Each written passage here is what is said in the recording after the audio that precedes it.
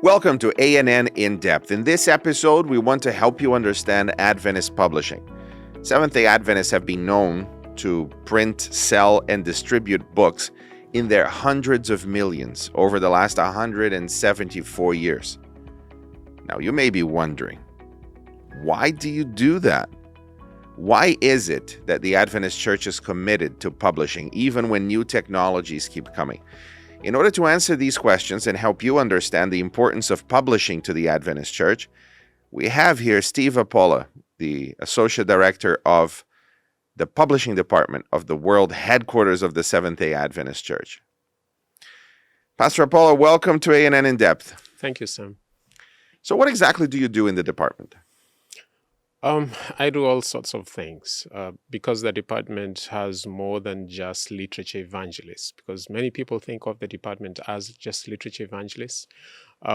Basically, we've divided our department into three core areas. That is student literature evangelists, regular literature evangelists, meaning full-time and part-timers. And then we have what we call the missionary book project, which involves church members. And so I'm involved a lot with students and partly with the regular program, but I'm also involved with the communication aspect of the department, our social media, our newsletters, our magazines, that kind of stuff. Okay, we'll dive into that a little bit further, into what literature evangelists are and what does that mean. Mm-hmm. But let's start with history. We didn't have enough money to buy the first printing press, but we knew we needed it. Yes. We didn't even have a name at the time, but we knew we needed to start publishing. It was the latest technology. We wanted to reach as many people as possible.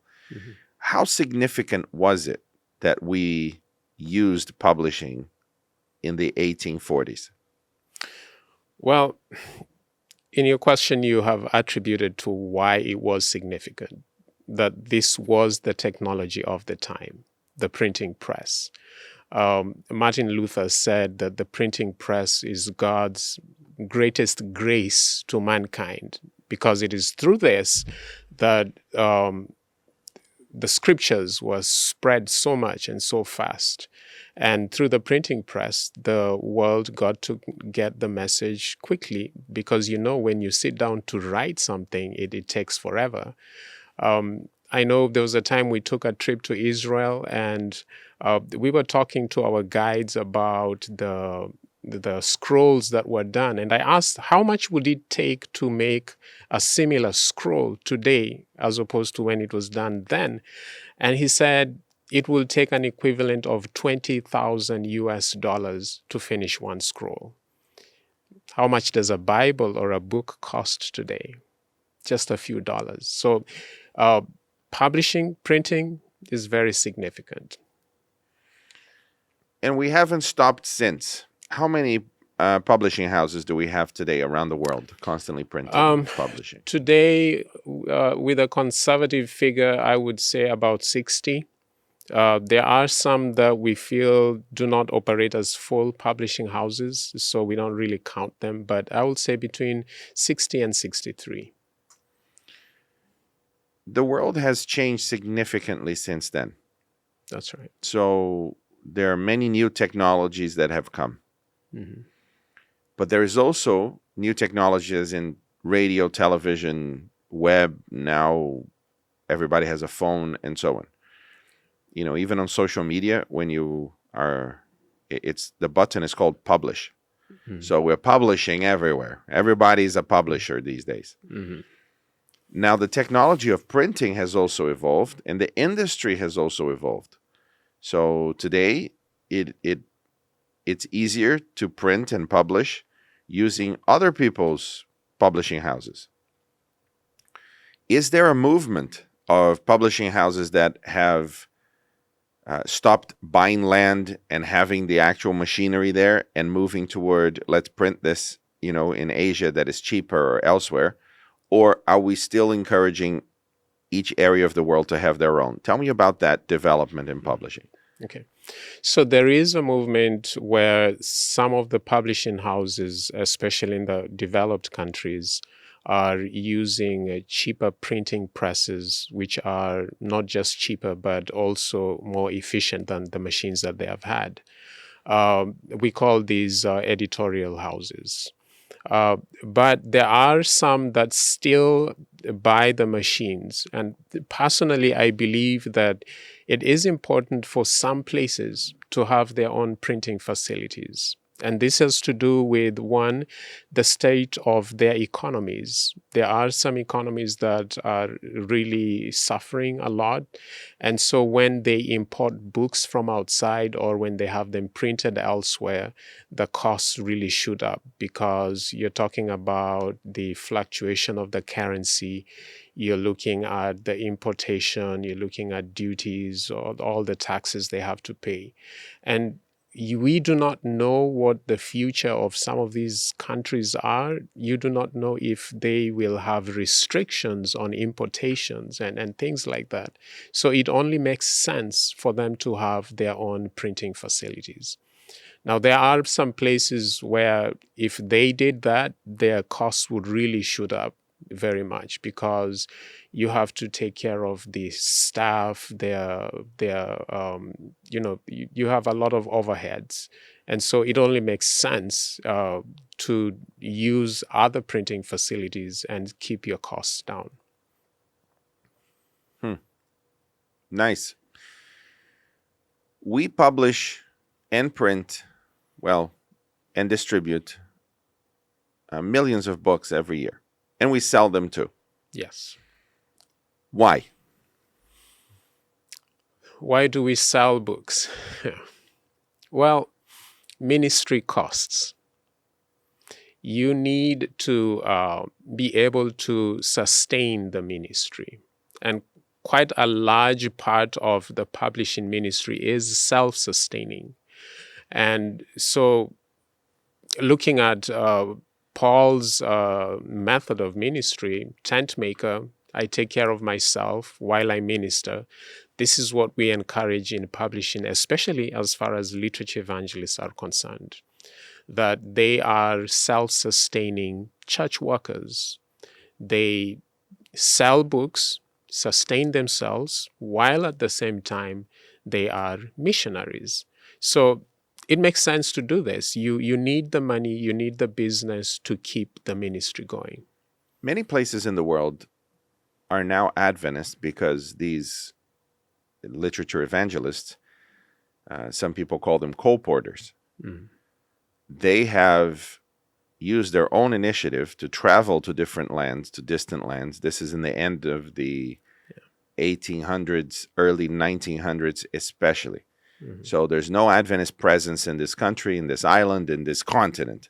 And then they buy books at the time in the US or Europe, and then they would travel to these places and they would sell those books in order to survive and therefore bring the truth as they saw it, of course, the present truth, to these distant lands.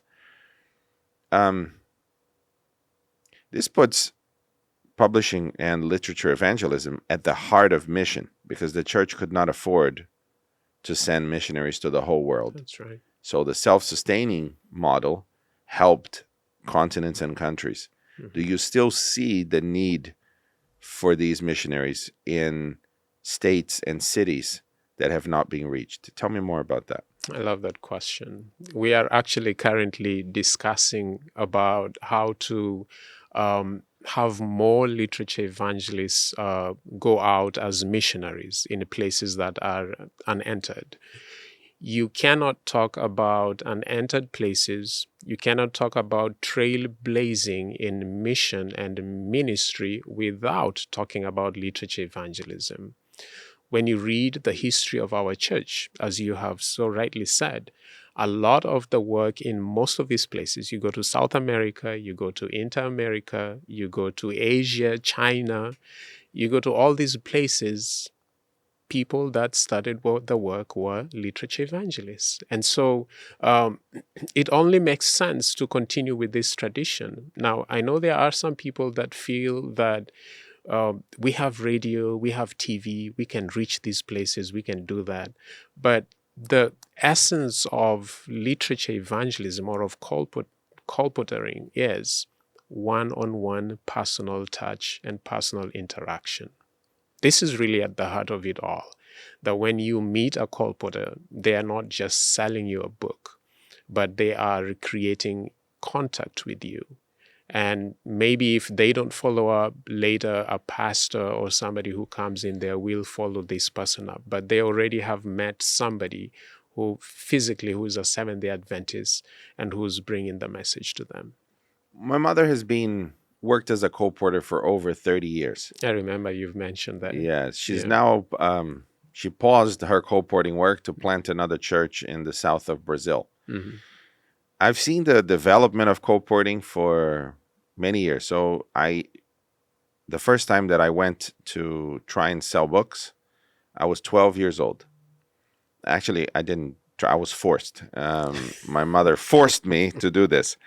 And I stayed for a summer trying, going from door to door, selling books to people that did not want to buy books with the money they didn't have to buy those books. Mm. But those books could change their lives. In fact, many people were changed through that literature.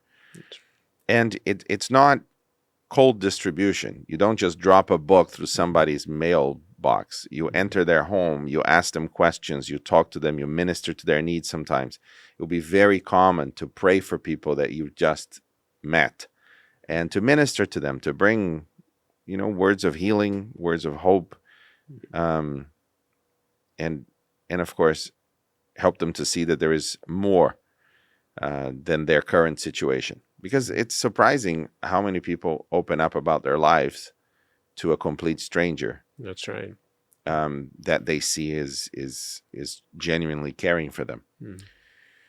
But you need to sell the books. And more recently, we have seen a shift in culture where people are less inclined to open their doors to strangers.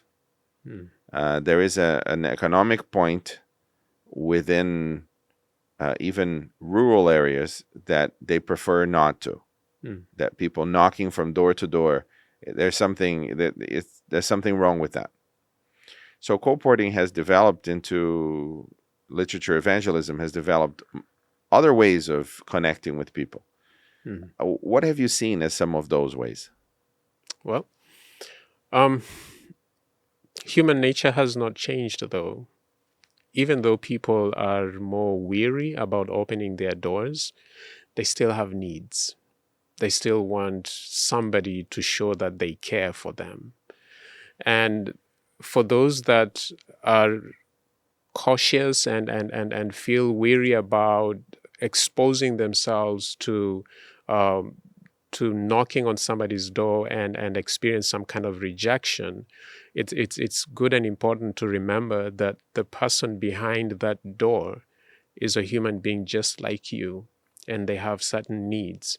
And what we ask colporteurs to do, and many of those who are successful realize this, is they pray for divine appointments. God makes the appointments because He's the one who knows who's behind that door. He's the one who knows who's hurting.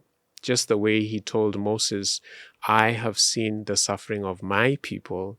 I have heard their cry. I have come down. Now I am sending you. So when the colporteur knows that God is the one who knows who is in need, so when they wake up in the morning, the first thing they ask God for is a divine appointment. Show me who's in need. Now, other than that, we've focused a lot on training colporteurs on how to develop connections with people, gain access to people before they stand before their doors. And some of these methods are using social media. Just create an environment of being like an influencer. Create a niche for yourself. What kind of niche do you want to meet? Have an online presence. Find a way to connect with people on social media. Once you develop that connection, once you've done that, then you gain access to them. So we've been teaching them about working through Facebook, doing programs on Facebook Live, on Zoom. We also have colporteurs who work especially through WhatsApp business, uh, email marketing, and all these strategies that current businesses use. We encourage them to do that and to use those methods just to gain access. And then from there, have this one-on-one touch with the people. One of the shifts that I've noticed is that while in the past, colporteurs would knock on a door, sell the books, maybe come later to deliver it, and likely never see this person again. The new colporting seems to be, as you pointed out, creating online communities and creating medium to long-term relationships with the same people. Yes. So you visit them this year and you sell them a book about health. And then next year they ask you about family. So you come and sell a book about family and then spirituality, and then you're back to health. And so there is a ongoing medium to long-term relationship of trust, which is very difficult to build. Yes. You don't start quickly. And we emphasize service above sales. What does that mean? So service above sales. I can sell a book on health, right? But then more than selling you a book about health, I can be a lifestyle coach to you. In other words, I can work with you to build healthier lifestyles, exercise, meditation, Christian meditation, eating healthy. I can show you and teach you how to prepare nice, tasty vegetarian meals or just simple meals that are healthier. So when you have this long-term relationship, you are leaving an influence in this person's life, not online, but in actual physical touch. So we emphasize also service. Find a way to provide a service, and through this service, live a book. That is indeed a shift. How many literature evangelists do we have, full-time and part-time? I don't know if I can give you the full numbers of both full-time and part-time right now, because we've had quite a bit of changes happening, especially because of COVID. Some people kind of dropped off a little bit and they're coming back. But overall, we have a little over 20,000 literature evangelists. That's a lot. And how are they adapting to these new realities? It's not been easy. It's not been easy, especially not for everyone. Now, there are some places that were affected a lot by COVID. Work was just totally shut down. There are other places that they were allowed to keep working and they went on with business as usual. But there are other places that were not discouraged. They started seeking these new methods, and where they had a will, they found a way to do this. So I would say some places they have adapted pretty well. Others are a little slower because a good number of our colporteurs or literature evangelists are elderly people, and so they are not very well versed with technology. And so when we go to meetings with them, we would sit one-on-one and have to walk them through and say, this is what you do. And if you do not know how to do this, talk to your son or your daughter or even your grandchildren who are tech savvy, and they will walk you through this because this is their everyday life. If there are people listening now who are looking to find a business for the next few years, and they also want to be influencers, they also want to provide some kind of service that helps people, but they want to live from that so that it's not just at 10 o'clock at night trying to, edit a video. How would you encourage them to become literature evangelists? So, first of all, they have to think in terms of, what do I want to do in mission? What do I want to do with my life in terms of being a missionary? Many Christians, Seventh-day Adventists, compartmentalize their lives. They think in terms of, this is my work life, this is my church life. My church life, once a week, 6 days of the week, I live my own life. 1 day of the week, I dedicate to God. So Adventist on the seventh day. there's a song that says the odds of going to heaven are 6-1. So, but, once somebody has decided that they want to have an impact in the lives of others, then they start thinking about what is it that I am passionate about in my life. With colporting, we have health, we have families, we have spiritual aspects. So there's a wide variety of ways that you can be an influencer in other people's lives. Very simple example. When I turned 50, I decided I wanted to go back to running. I didn't realize just how big the running community is, and not just among people of my age, but different ages. I signed up on Strava, a social media app for runners, and I found there are different communities in there.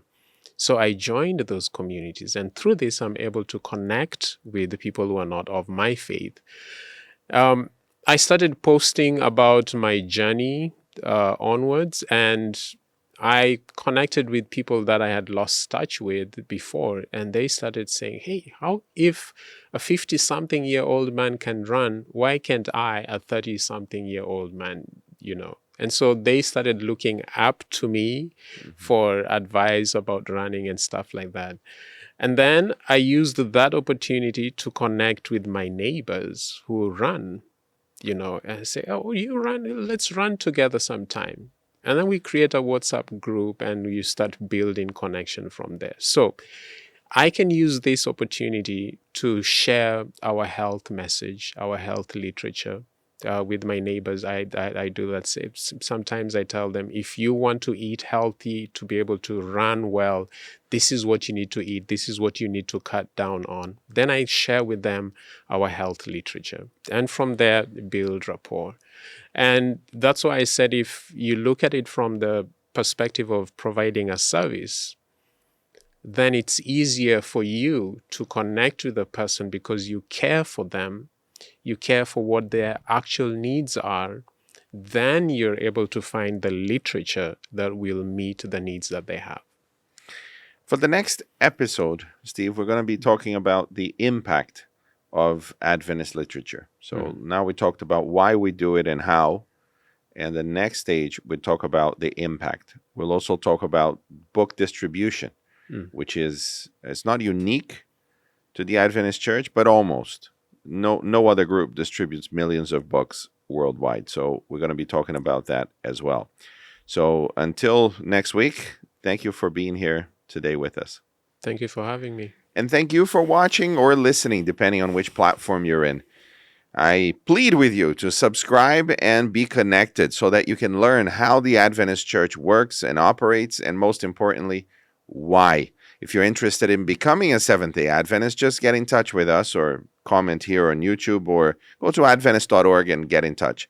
If you are a lifelong Adventist, this is also for you as you learn all the complexities of how your church works. Again, we thank you for listening, and we'll see you next week.